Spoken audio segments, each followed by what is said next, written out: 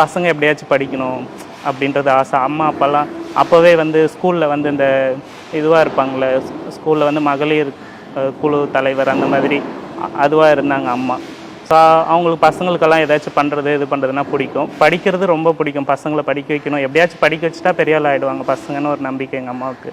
பொண்ணாக இருந்தாலும் சரி, பையனாக இருந்தாலும் சரி, என் பொண்ணெல்லாம் நான் கல்யாணம் பண்ணி கொடுக்குறது அவள் பட்டம் வாங்கினதுக்கப்புறம் தான் பண்ணி கொடுப்பேன்னு சொல்லுவேன் அம்மா. ஸோ அந்த மாதிரி ஒரு கேரக்டர் தான். திடீர்னு இந்த மாதிரி ஆனதுக்கப்புறம் என்ன பண்ணுறதுன்னு தெரியல. குடும்பம் நிலக்குலைஞ்சு போய்டும். அம்மா தானே. ஆமாம், அம்மா தான். ஒரு அப்பா இல்லாட்டியும் ஒரு குழந்தைங்க வந்து இருந்துருவாங்க. அம்மா இல்லாட்டி வந்து இருக்கவே முடியாது அந்த ஃபேமிலி. அம்மா இல்லாமல் வளர்கிற குழந்தைங்களுக்கும் அப்பா இல்லாமல் அம்மா மட்டும் வளர்த்த குழந்தைங்களுக்குமே நிறைய வித்தியாசம் இருக்கும். இங்கே ஃபஸ்ட்டே அவங்க போயிட்டதும் என்ன பண்ணுறது ஏது பண்ணுறதுன்னு ஒன்றுமே புரியல. எல்லாமாவும் இருந்தாங்க, திடீர்னு காணோம், இனிமேல் அவங்க லைஃப்பில் இல்லவே இல்லைன்னு நினைக்கும்போது ஒன்றுமே புரியல. சரி ஓகே அப்படின்னு சொல்லிட்டு அடுத்து என்னை அதுவும் ப்ரைவேட் ஸ்கூலில் படிக்க வைக்கணும், இங்கிலீஷ் மீடியம் படிக்கணும்னு ஆசை. நான் 5th ஸ்டாண்டர்ட் முடிச்சுட்டு 6th ஸ்டாண்டர்ட் போகிறதுக்கு என்னை ப்ரைவேட் ஸ்கூலில் சேர்க்கறதுக்கு எல்லா ட்ரெஸ்ஸெல்லாம் எடுத்து வச்சுட்டாங்க. ட்ரெஸ்ஸெல்லாம் எடுத்து வச்சுட்டு இந்த மாதிரி ஆயிடுச்சு. சரின்ட்டு கவர்மெண்ட் ஸ்கூலுக்கு ரெடி பண்ணி அனுப்பிச்சிட்டு இருக்கும்போது தான் நான் 6th ஸ்டாண்டர்ட் போகிறதுக்கு சட்டை எடுத்து மாட்டுறேன். கவர்மெண்ட் ஸ்கூல்லே சேர்த்துட்டாங்க. எங்கள் அப்பா ஹாஸ்பிட்டலில் எங்கள் அம்மாவை விட்டுட்டு என்னை அட்மிஷன் போடுறதுக்கு ஸ்கூலுக்கு வந்தார். ஹாஸ்பிட்டலில் எங்கள் அம்மா பெட்டில் இருக்காங்க.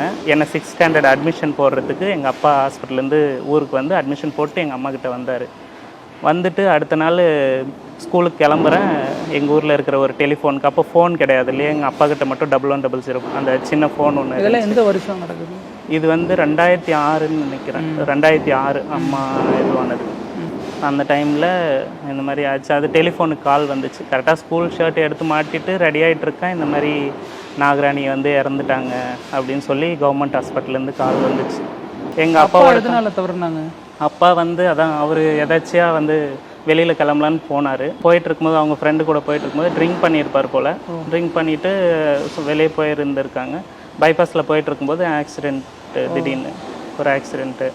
அந்த ஆக்சிடெண்ட்டில் அன்றைக்கி தான் வெளியே போனார். இந்த மாதிரி ஆக்சிடெண்ட் ஆகிடுச்சுன்ட்டு எங்கள் தாத்தாவுக்கு ஃபோன் பண்ணி, எங்கள் சின்ன தாத்தா இருந்தார், அவருக்கு கால் பண்ணி சொன்னாங்க, இந்த மாதிரி யாரோ உங்கள் ஊர் ஆள் ஆக்சிடெண்ட் ஆகிட்டாங்கன்னு மட்டும் சொன்னாங்க. யாருன்றது தெரியல. எனக்கு அப்போவே ஒரு பயம் ஆகிடுச்சு. உங்கள் ஊர் ஆளுங்க இப்போ தான் எங்கள் அப்பா போனார், ஏதாச்சும் ஆகிடுச்சோன்ற மாதிரி ஒரு மாதிரி பயம் ஆகிடுச்சு. எங்கள் அக்கா அந்த பக்கம் போயிட்டு இருந்தால் போய் அவளை கூப்பிட்டு வந்தேன். இந்த மாதிரி தாத்தா போயிருக்காரு, என்னன்னு தெரியல, பயமாக இருக்குது அப்படின்னு. அதுக்கப்புறமா பார்த்தா போயிட்டு எங்கள் தாத்தா பார்த்துட்டு வந்து, கனகராஜ் தான் ஆக்சிடெண்ட் ஆகிட்டு அப்படின்னு.